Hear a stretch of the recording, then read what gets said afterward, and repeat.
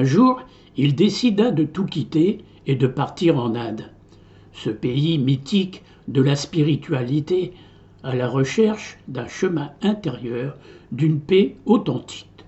À son arrivée en Inde, à l'aéroport de Delhi, il fut submergé par le chaos vibrant des rues, les couleurs, les odeurs d'épices et d'encens.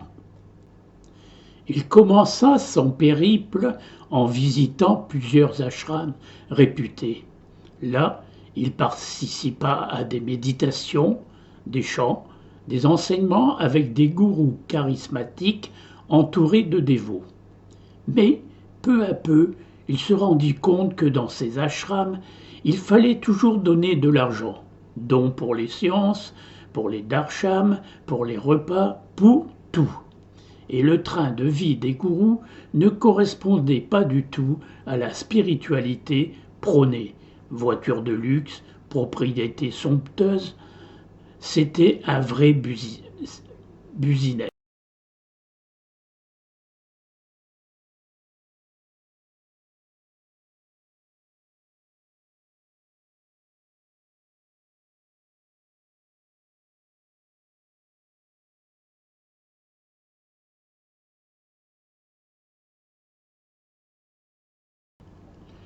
Ils engagèrent la conversation.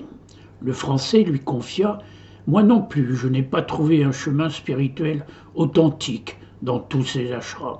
Mais j'ai rencontré un vieil ermite dans une grotte isolée dans l'Himalaya.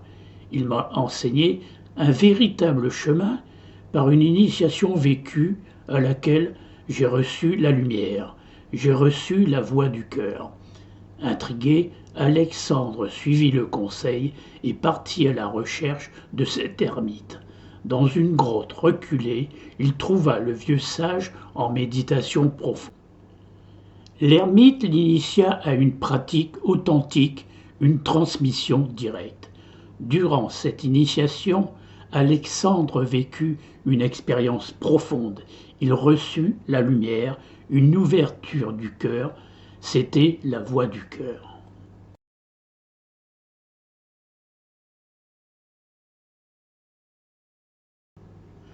Enfin, il trouva ce qu'il cherchait, une spiritualité pure, sans business, ancrée dans le cœur.